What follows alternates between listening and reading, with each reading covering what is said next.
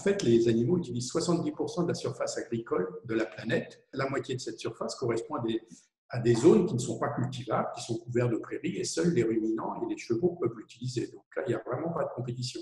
Et sur la partie qui reste, donc l'autre moitié, une partie sont des prairies cultivées qui fournissent des services écosystémiques à la société. Il reste par contre une partie de la surface agricole qui est dédiée aux cultures, qui sont une destination humaine, mais aussi utilisées par les animaux. Les animaux en utilisent même 50% de cette surface en Europe. Et c'est bien sur cette partie-là qu'il y a une véritable compétition qu'il faut absolument réduire. Mais en plus, il faut quand même admettre que même sur cette partie-là, les animaux utilisent les coproduits des filières végétales, les pulpes de betterave après l'extraction du sucre, les drèches de brasserie après production de la bière, qui ne sont pas consommables par l'homme. Oui, il y a une compétition entre l'alimentation animale et l'alimentation humaine, mais elle est beaucoup moins importante que certains chiffres alarmistes que l'on entend trop souvent et qui sont mal interprétés.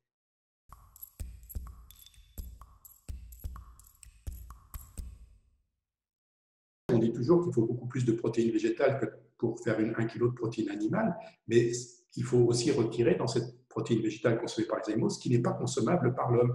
Et vu comme ça, effectivement, les vaches laitières, notamment celles qui sont en système herbagé, produisent des protéines dans le lait, dans leur viande, qui sont des protéines que nous, on ne peut pas consommer. Et donc, elles ont un rendement très important. Et par contre, les élevages plus intensifs de porc ou de volailles ou de vaches laitières produisent à peu près 0,5, 0,6 ou 0,7 kg de protéines consommables par l'homme pour 1 kg de protéines végétales qu'ils ont consommées et qui auraient pu être consommées par l'homme. Donc là aussi, une grosse différence selon les systèmes. Mais oui, les animaux peuvent produire plus de protéines qu'ils n'en consomment.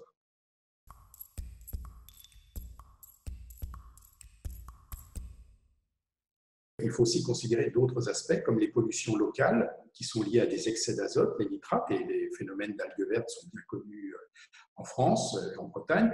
Bon, des progrès ont été réalisés, mais il y en a encore d'autres à faire. Puis un autre point qui est aussi essentiel à considérer, c'est le rôle de l'élevage sur la biodiversité. L'élevage a en effet un rôle qui est souvent mis en accusation du fait de l'utilisation du soja et de la déforestation qui lui est associée, mais en sens inverse, l'élevage contribue aussi à entretenir de la biodiversité, notamment l'élevage de ruminants dans les zones de prairies, zones de montagne, où là, le rôle est vraiment très positif. Donc voilà, pour cet aspect de biodiversité, l'élevage a un rôle qui peut être ambivalent, à la fois négatif avec le soja, mais aussi peut être très positif.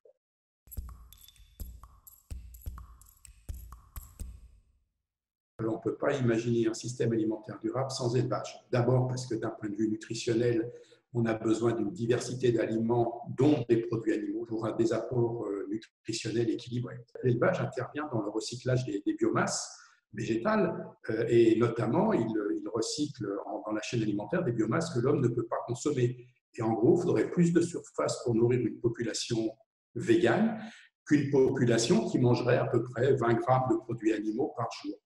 Produits animaux qui seraient produits que par l'utilisation des surfaces non labourables et par des coproduits. Ils contribuent de façon essentielle à la fertilité des sols. C'est même sa principale raison d'exister dans des pays en voie de développement.